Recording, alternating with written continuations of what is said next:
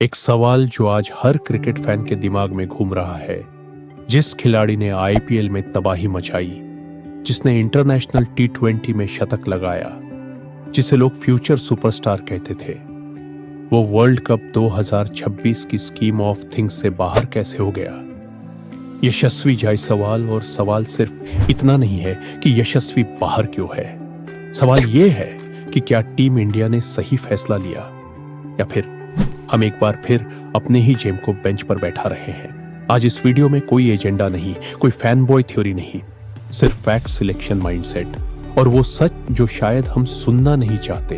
Video पूरा देखना, क्योंकि आखिर में जो निष्कर्ष निकलेगा वो आपको अनकंफर्टेबल कर सकता है। देखिए, एक बात सबसे पहले क्लियर कर लेते हैं। भारत में और ऑनेस्टली पूरी दुनिया में जो खिलाड़ी टीम में नहीं होता वो सबसे बड़ा खिलाड़ी बना दिया जाता है। जो बाहर बैठा है उससे उम्मीदें आसमान छूती हैं और जो अंदर खेल रहा है उसकी एक खराब पारी में हम उसे खा जाते हैं। लेकिन इस बार मामला थोड़ा अलग है, क्योंकि टी20 वर्ल्ड कप के लिए जो 15 चुनी गई है उस पर 90% लोग कह रहे हैं बॉस, इससे बेहतर टीम बन ही नहीं सकती थी। बोल्ड फैसले, binders selection, no baggage, no reputation quota. फिर भी एक नाम है जो सबको चुभ रहा है, यशस्वी जायसवाल। अब सीधी बात करते हैं, क्या यशस्वी की दावेदारी मजबूत थी? शॉर्ट आंसर हाँ, बहुत मजबूत। अब फैक्ट्स सुनिए, इमोशन साइड में रखिए।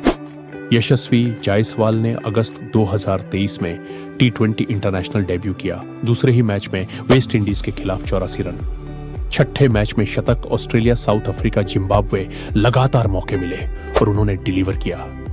आईपीएल की बात करें, पिछले 3 सीजन में 1500 से ज्यादा रन, 2 शतक, 160 से ज्यादा का स्ट्राइक रेट और हाल ही में सैयद मुश्ताक अली ट्रॉफी में 49 गेंदों में शतक। तो अगर कोई कहे यशस्वी फॉर्म में नहीं था तो वो सीधा सीधा झूठ है। तो फिर दिक्कत कहां हुई? अब यहां से कहानी इंटरेस्टिंग होती है। जब रोहित शर्मा और विराट कोहली टी20 से रिटायर हुए, हर किसी को लगा अब तो यशस्वी का टाइम है, परमानेंट ओपनर, नो डिबेट। लेकिन रियलिटी यह है कि पिछले 18 महीनों में यशस्वी ने सिर्फ 3 टी20 इंटरनेशनल खेले। व्हाई? बिकॉज टीम मैनेजमेंट का माइंडसेट बदल चुका था। आज सिलेक्शन सिर्फ टैलेंट पर नहीं होता, सिलेक्शन होता है रोल बेस्ड क्रिकेट पर। और यही जगह है जहां यशस्वी पीछे छूट गए। टीम इंडिया के सामने 3 बड़े सवाल थे। ओपनिंग कौन करेगा? विकेट कीपर कौन होगा? फिनिशिंग कौन देगा? और अगर एक ही खिलाड़ी 2 रोल पूरे कर दे तो तीसरे खिलाड़ी की कुर्सी अपने आप खतरे में पड़ जाती है। यहीं से विकेट कीपर वाला एंगल गेम चेंजर बनता है। इस बार सिलेक्टर्स ने एक बड़ा माइंडसेट शिफ्ट किया। विकेट कीपर फिनिशर नहीं होगा। मतलब साफ है, जितेश शर्मा बाहर, ध्रुव जुरैल बाहर, हर्ष पंत। अब विकेट कीपर अगर ऊपर खेलेगा तो ऑप्शन कितने थे? सिर्फ 2 केएल, राहुल या ईशान किशन। और यहां पर ईशान किशन आगे निकल गए क्योंकि सैयद मुश्ताक अली में उन्होंने सबसे ज्यादा रन बनाए, कप्तान के तौर पर झारखंड को चैंपियन बनाया। सेलेक्टर्स ने साफ कहा 2 विकेट कीपर काफी है, एक मेन, एक बैकअप। और यहीं पर यशस्वी बाहर हो गए। अब सवाल यह नहीं है कि यशस्वी ईशान से कम है या नहीं। टैलेंट वाइज बिल्कुल नहीं, रोल वाइज हाँ, ईशान किशन ओपनर भी है और विकेट कीपर भी। यशस्वी सिर्फ ओपनर है और टी20 वर्ल्ड कप में लग्जरी पिक्स नहीं चलते। अब आते हैं सबसे अनकंफर्टेबल सच पर। अभिषेक शर्मा, सीधी बात है, अभिषेक ने ओपनिंग की एक सीट पूरी तरह लॉक कर दी है।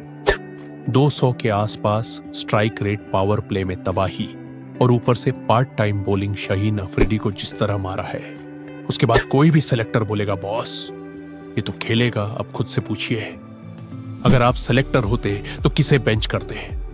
अभिषेक को या यशस्वी को? 90% लोग अभिषेक को ही खिलाएंगे। अब दूसरी opening slot, Sanju Samson. Last match में 168 का strike rate, confidence high, management साफ तौर पर संजू को बैकिंग दे रहा है।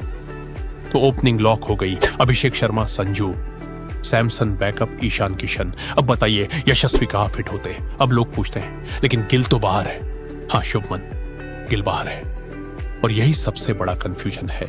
रीजन बहुत सिंपल है, गिल पिछले कुछ महीनों में T20 में डिलीवर नहीं कर पाए। और दूसरी बात, गिल टेस्ट और वनडे में पहले से ही परमानेंट है। मैनेजमेंट चाहती है एक फॉर्मेट में लोड कम हो। यशस्वी को टेस्ट में पक्का मान लिया गया है। इस बैलेंसिंग एक्ट में T20 में उन्हें रोक दिया गया। अब सबसे टफ सवाल क्या? ये यशस्वी के करियर का एंड है? शॉर्ट आंसर अभी हाँ, लेकिन हमेशा के लिए नहीं। ओडीआई में देखें, रोहित गिल, विराट, श्रेयस गेल, हार्दिक, यशस्वी के लिए जगह नहीं बनती। T20 में उनकी असली लड़ाई संजू से नहीं, ईशान से नहीं, अभिषेक शर्मा से है। जब तक अभिषेक फेल नहीं करते, यशस्वी अंदर नहीं आएंगे। तो अब यशस्वी को क्या करना चाहिए? एग्जैक्टली वही जो ईशान किशन ने किया डोमेस्टिक में रन आईपीएल में। आग, इतनी आग कि सेलेक्टर्स को मजबूर होना पड़े, क्योंकि टैलेंट पर कोई शक नहीं है। लेकिन टीम इंडिया में सिर्फ टैलेंट नहीं चलता, इंपैक्ट चलता है। यशस्वी जायसवाल अच्छे खिलाड़ी हैं, भविष्य के स्टार हैं, लेकिन इस वक्त टीम इंडिया को जो चाहिए था वो कॉम्बिनेशन उनके बिना बन रहा था। ये इनजस्टिस नहीं है, ये ब्रूटल कंपटीशन है, और यही मॉडर्न क्रिकेट की सबसे बड़ी सच्चाई है। अगर आपको ये एनालिसिस पसंद आया तो वीडियो को लाइक करो, कमेंट में बताओ क्या आप यशस्वी को खिलाते या सिलेक्टर सही थे, क्योंकि डिबेट जरूरी है।